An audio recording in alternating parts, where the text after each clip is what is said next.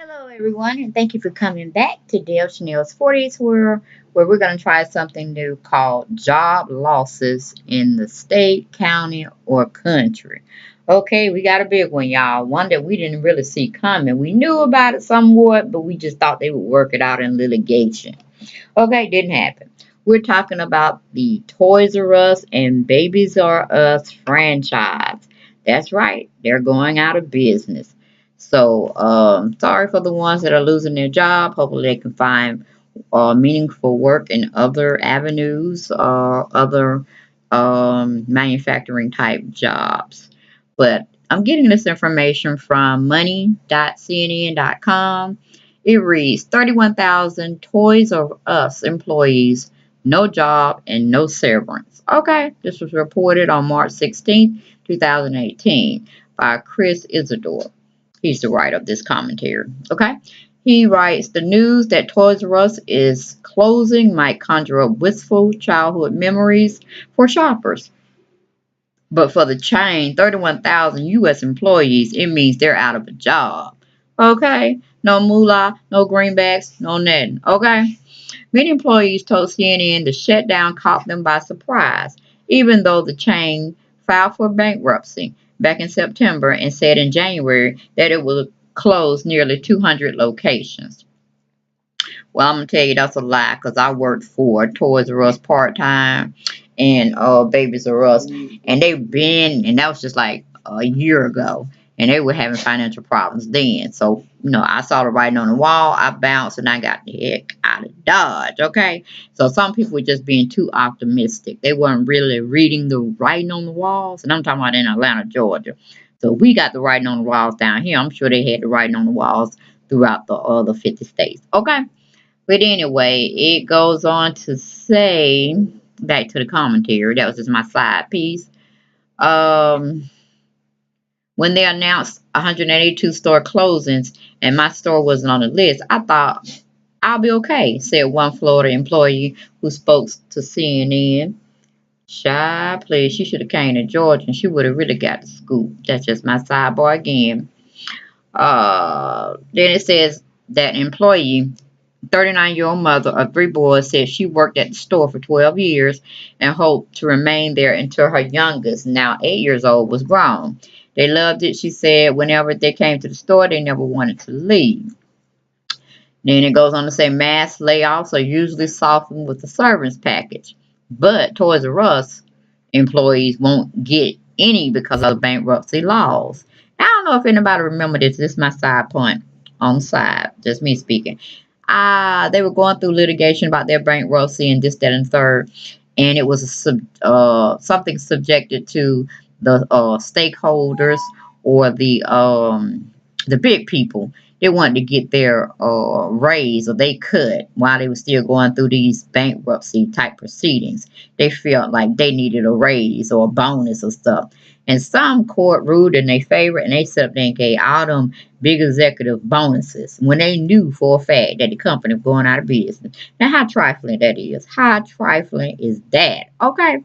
But getting back to the commentary, it was speaking back to they weren't getting any, excuse me, they weren't going to get any severance package due to any of the employees, the working blue collar ones. Because, let me see, but Toys R Us employees won't get any because of bankruptcy laws. They will get benefits such as health insurance and matching 401k payments from the company. But, you had to be with the company for over at least 5 years to see a little something, a little drop in the bucket. But if you was less than that, please, what type of 401k are you going to get? All right. Then, now that's just me on the sidebar again. Going back to the commentary, it says workers were promised 60 days 60 days pay, which is nothing but 2 months, people, please, which is required under federal law. And they'll receive that pay even if they don't work the full 2 months. But some workers will be expected to keep working to wind down operations. Now, ain't that a blip? About 1,100 people worked at the company's headquarters in Wayne, New Jersey, according to the bankruptcy filing, and about 30,000 at the stores remaining. 791 U.S. stores. They will all be closing too. All right. Then it says traditional retailers are on the ropes with a record 7,000 stores closing last year, according to Core Insight Research. That's more than triple the number of closings in 2016. Employment in the retail sector suffered a net decline of 29,300 jobs last year, according to the Labor Department. All right. Then it says at least the Toys R Us employees will be looking for work in a good job market. The unemployment rate is at a 17-year low, 4.1%, and because it is so low, lots of retailers are desperate to find workers. Even if you walk through the mall, they all have stores with help wanted signs, and said Greg Portel, lead partner in the retail practice of consultant AT and Kearney. But even with so many store closings, it's tough for retailers to find help. The reason some retailer workers have moved on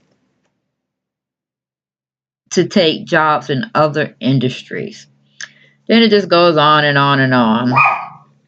And then it says a little commentary about Toys R Us was also struggling to attract the workers it needed, at least in part because it was paying wages at or near minimum wage. Now, like I said, I only worked around the holidays and this, that, and third, but yeah, they were piss poor with paying people. That's why I understand. I guess all the big executives got the money. This is my sidebar. It's not a part of this man's commentary, but yeah, piss poor. Low income wages. I think it was like 750 or something like that. I mean, I was there for $9. I'm still that was still, you know, what do you call it? Beneath me in a sense. But it is what it is. You know what I'm saying? Trying to make ends meet, trying to get my my little Christmas set up and stuff. So, I had to, pull the strings and work a second job. But like I said, it was on temporary. And I really did have fun in the kids store. But, Toys R Us had a lot of problems with having people bring back stuff that really wasn't even used. They could have stole it. That's what my plan of thought was. But, they would give them back even without a receipt. Full cash value for something they had for like 3 or 4 months. Okay. And one particular incident where I was in customer service and giving people money back, for purchases they made throughout the Christmas holiday or whatever. But child, I mean, to tell you, it was a Smyrna, Georgia location too. If you're here in Georgia, Smyrna, okay, location. This particular customer had came in, purchased a bike and everything. Um, and had bought a warranty on it, this, that, and the third. Came back, the bike was busted. I don't know what the child was doing, some kind of tricks or this, that, and the third on it.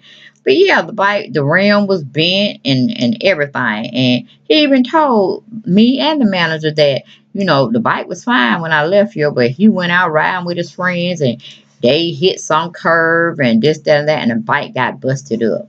What can I do? And I'm like, hey, you gonna buy a brand new bike. That's pretty much what you gonna do. But no. The manager said, well, I guess we can give him a brand new bike because he, it's damaged. And I'm like, but we didn't damage it.